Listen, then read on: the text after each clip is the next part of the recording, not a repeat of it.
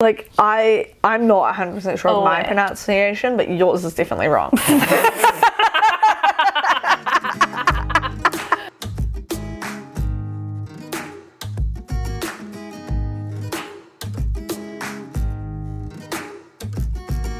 Kia ora koutou! Welcome to our channel. Today we have a video for Matariki. Matariki is the Māori New Year, and Emily is going to read like a excerpt so that we can really like get it on point, not just have our shoddy description. Yeah, so Matariki is the Māori name for the cluster of stars that rises in midwinter and for many Māori heralds the start of the new year. Iwi across New Zealand understand and celebrate Matariki in different ways and at different times. You know, classic Western thing to like have set rules and stuff, like Matariki is very different for different groups. Like, yeah, it's very much a natural phenomenon, so it falls over the exact time that Matariki rises in the sky, right? So it's constantly evolving. Yeah, and every iwi is going to have its different like reasons and beliefs around Matariki. Well, it's also geographical, so depending on where you are in the country, it's different to where you see the stars. True. The return of the cluster is commemorated by Te Rā Aro ki Matariki, which this year is Friday, June 28th. Early in the morning, just before the dawn, is the optimum time to view the Matariki cluster if you want to get out there and live somewhere where you've got some good sky. Traditionally, it was a time to acknowledge the dead and to release their spirits to become stars. It was also a time to reflect and to be thankful to the gods for the harvest, to feast and to share the bounty of the harvest with whānau and friends. Yeah, those are the main sort of three key principles. So it's Matariki Hunga Nui, remembrance, honouring those we've lost since the last rising of Matariki. Matariki Ahanga Nui, celebrating the present, gathering together to give thanks for what we have. And Matariki Manako Nui, looking to the future, so looking forward to the promise of a new year. It's just interesting seeing that I think there's like, my understanding is that Matariki by a different name is actually known by like multiple like cultures and indigenous cultures across the world. And that would make sense, yeah. Yeah, I haven't read about it, but I've just heard one of the main dudes who shares Matariki like knowledge. He's talked about, it's like Matariki is New Zealand's version of it, but it is a thing, like these particular constellations and stuff. There's a whole world to it. Yeah, we're going to link some stuff if you want to learn more about it. But in general, today we thought we would recommend a bunch of books, both fiction, non-fiction, not necessarily Matariki related, by Māori authors. Yeah, I think I've got some Indigenous authors like Indigenous. Samoan and like First Nations, Australian and all that kind of stuff as well. Beautiful. But yeah, just kind of like Matariki inspired. Yeah. Just for reference, in case you don't like know what Māori means. So Māori is the name. Māori are the Indigenous people of Aotearoa, also known as tangata whenua. Iwi Māori. Māori is a term that is used in relation to Pākehā. So prior to colonisation, Māori didn't call themselves Māori. They would have identified themselves through their iwi. So for example, my partner and my kids, their iwi is Rangiwewehe, Ngāti Raukawa, Ngā Rauru. So there's like hundreds of iwi maybe. Not sure like exactly. Yeah, for reference, if you're say from America, it's very similar to Native Americans and how they have their different, what are they called? Tribes, maybe? Yeah, tribes, I think. Like, so for instance, like probably the most well-known one is like Cherokee, right? You know? Yeah, so it's like how there's like, it's not just like, oh, you're like Native American and that's it. There's your homogeny. Is that the word you use? Like, it's not homogenous. Right, yeah. Super like newbie in our knowledge. So take everything we say here with like a grain of salt. 100%. Yeah. So a recommendation that I have is Aria by Jessica Hinerangi. It is absolutely stunning poetry. She is an artist, so it's like Oh, cool. really cool. She calls herself Māori Mermaid on Instagram. Super awesome. And this is her first, I think she did a master's in creative writing, and this is her first poetry collection. And it's so beautiful. So Jessica is Pākehā and Māori, and her poetry is all about living in kind of a dual reality. She is very much talks about being white passing as Māori and growing up in a Pākehā centric world and her Māori tanga, and it's really like relatable poetry to everyone like living in New Zealand, even if you're not Māori, because of the biculturalness of like kind of like colonization and how it affects all of us. So it's like I've cried in multiple of the poems, like really intense stuff. Highly recommend. Yeah, if people don't know, like I believe our Indigenous population here in Aotearoa is quite small compared to maybe some others, and so a lot of like, I don't want to say majority, I don't know the statistic, but a lot of Māori are not, have Pākehā ancestry, and so and are potentially white passing, and so that feels like a very, very important piece of work that a lot of people will relate to. The first book I'm recommending is The Bone People by Kerry Hume. Sorry, I'm not sure how to pronounce the last name. I actually learned about this book in a uni paper I did about prize-winning fiction. So all about fiction in terms of like the Man Booker Prize and all those sorts of things. And that's why this was a really, really interesting book. It was the first New Zealand novel and the first debut novel. So the first novel where it was the author's first ever novel to win the Booker Prize in 1985. It was also really controversial because the book contains portrayals of trigger warning, child abuse and violence and that sort of stuff. And two of the judges were like actually dead set against giving it this award because of those portrayals. So very kind of controversial book, but it's incredible, it's amazing. It's set on the coast of the South Island and has 3 characters, all of whom are isolated in different ways. We've got like a reclusive artist, a mute child, and the child's foster father. And it's just about this trio and their relationships and sort of Māori and Pākehā culture, myths, language, all of that is blended into the novel, and it's just a piece of art. Highly recommend. So I have Aotearoa, The Savage Colonizer. Look at that cover. That is so good. It's so polarizing. Right? Amazing. So she is a poet. It's really coming for the white man, for the white people. I'm so here for that. It's confronting. It's really confronting poetry. It's hard to read some of it, like it doesn't beat around the bush. Her latest, you need to be honest sometimes. People are way too worried about white people feelings. Her latest release, which I cannot wait, I'm actually going to go buy, is Big Fat Brown Bitch. Like, doesn't, like that's right? So like this is the vibe. Yep. Like in the title, like by the titles, The Savage Colonizer, Big Fat Brown Bitch, like you know what you're getting. Like the branding is on point. So highly recommend. I think she won the Ockham Poetry Award. Yep. Yeah, so yeah, really like highly recommend. Beautiful. This is my next recommendation, Oe by Becky Manawatu. This is a a very, very sad book. I cried after just the first chapter.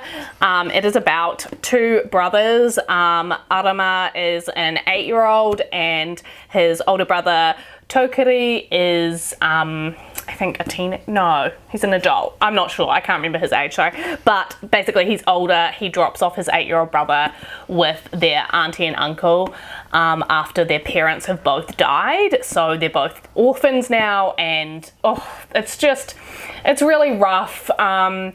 But beautifully written, amazingly written. The chapters, it goes between the two perspectives, and the chapters written from the 8-year-old's perspective is just so, it's just so on par with how children think and how their logic works, and that's what makes it so heartbreaking, of having to see an 8-year-old try to figure out what life is like now without your parents.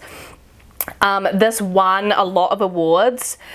Nio Marsh Award for Best Crime Novel, Jan Medlicott Acorn Prize for Fiction. My next recommendation for an author is more poetry, and it is Tay Tibble. So she has, I think, 2 poetry collections that I've read. I'm not sure, she might have a 3rd that's come out.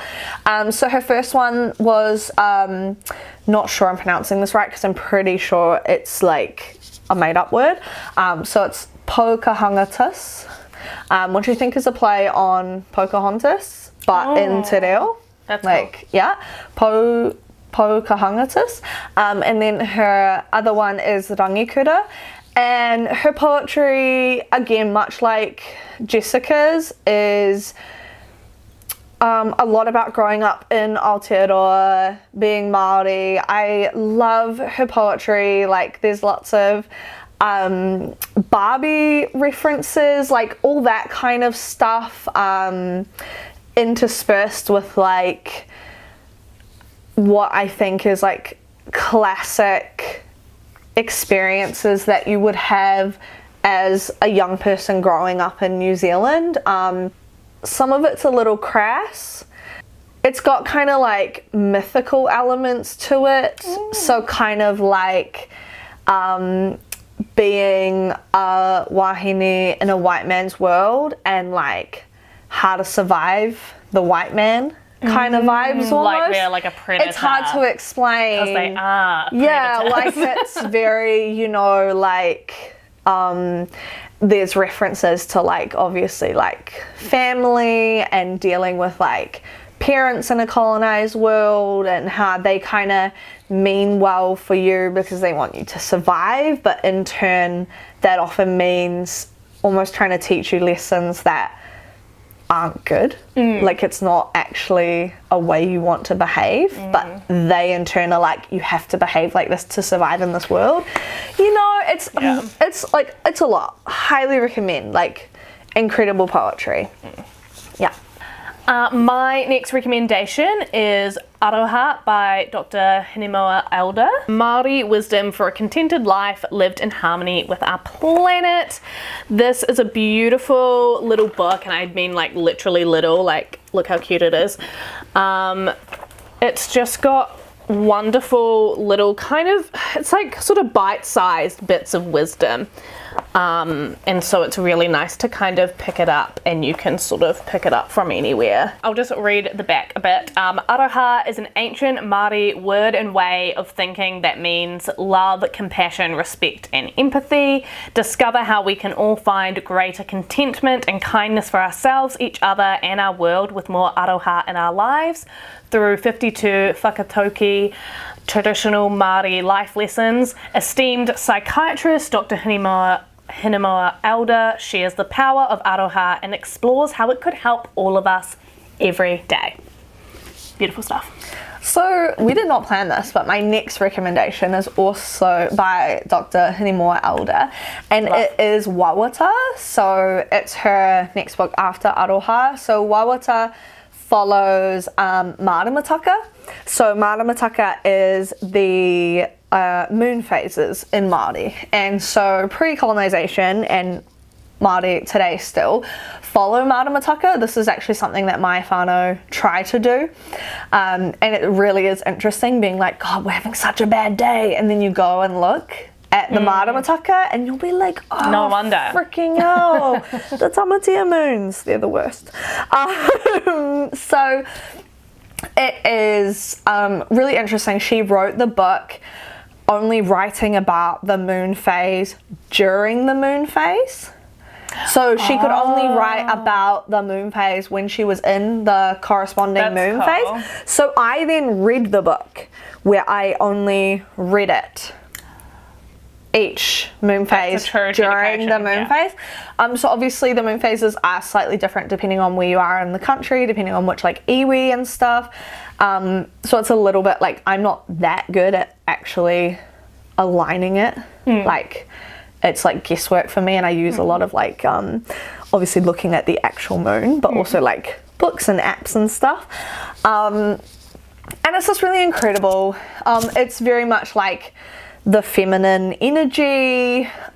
She has a lot of stories about like rethinking stories about like there's one story of Runa and the moon, and she talks about different ways of interpreting these stories. She talks about different stories relating specifically to certain iwi, and it was really cool to read about ones specifically relating to like my whānau's iwi and stuff. So I highly recommend it, especially if you're got like a witchy vibe as well. Like, yeah, it's super similar things. Yeah, super super inspiring. Like a way to look at like the ebbs and flows of life, and like not every day is supposed to be the best day, and you can kind of have the best day by acknowledging the different energies that you're supposed to have. So yeah, true.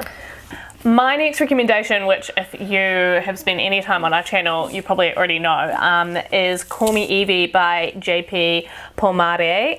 This is, a lot of these books we're talking about are very much focusing in on Māori and Māori culture or Māori issues and things like that.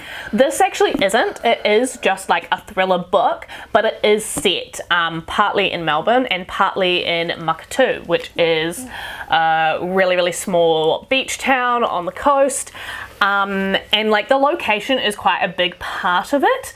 And the author's Māori, And the author is Māori. Yeah. This is a great book if you want into thrillers, but would also like to see a little bit of Māori representation. Yeah.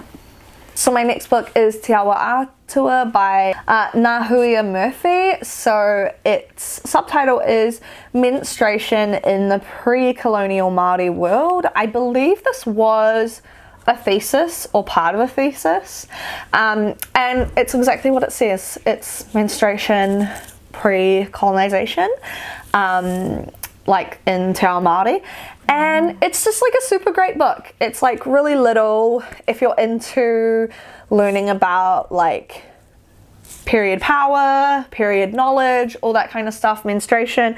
I find it really interesting in terms of like the different ways of looking at menstruation, specific obviously to Te Ao Māori, but like super like inspiring and relatable in itself. Like you can certainly, I got a lot of almost support out of it. Does that make sense? Yeah. I think a lot of us these days are moving away from like when we grew up and were told like just go on the pill and skip your period, and like to just almost ignore the fact that you had this period that comes every month. And I think a lot of us now are more like figuring out how to actually just get in tune with our bodies and this thing that happens. I saw an ad and it literally had a pad between the person's legs, like they were on the toilet pulling their pants up, like that was the bird's eye view, and I was like, fuck yes, like right. It used to, again, like this used to be a thing that just like no one would talk about. It was like the shame, and now I love that. Where like for instance, I personally have started really tracking my cycle in the sense of knowing like when my luteal phase is and my whatever phase, and like, oh, you got the lingo. Yeah, I don't got the lingo. But basically, you know, like knowing that your period actually affects so much and working with it rather than trying to ignore it and just, you know, work against it. Yeah. So that sounds really cool. That would be a cool super perspective. cool. I have it. I stole it from my sister-in-law. The next book I'm going to recommend, I haven't read myself, but it is Matariki, the Star of the Year by Rangi Matamua. Apologies on the pronunciation there. This is basically answering all the different questions of like, what is Matariki? Why did, it says did, it should be, why does Māori observe Matariki? How did they celebrate it traditionally? When and how should it be celebrated? It's based on research and interviews with Māori experts. It's written by Māori, and it just explores Matariki and what it was in a traditional sense and how it is now in our modern society. So yeah, that's a recent book, and that's a really good resource if you want to learn more about Matariki. Cool. So my next recommendation is Sand Talk by Tyson Yunkaporta. He is a First Nations Australian, and oh god, I listened to the audiobook of this. It was so good. I just read like a little of the blurb because like I'm not going to do it justice like explaining it. This remarkable book is about everything from echidnas to evolution, cosmology to cooking, sex and science, and spirits to Schrodinger's cat. He looks at global systems from an Indigenous perspective. He asks how contemporary life diverges from the pattern of creation. How does this affect us? How can we do things differently? It's an incredible book. It's formatted really interestingly because if my memory is correct, it kind of deals with the like,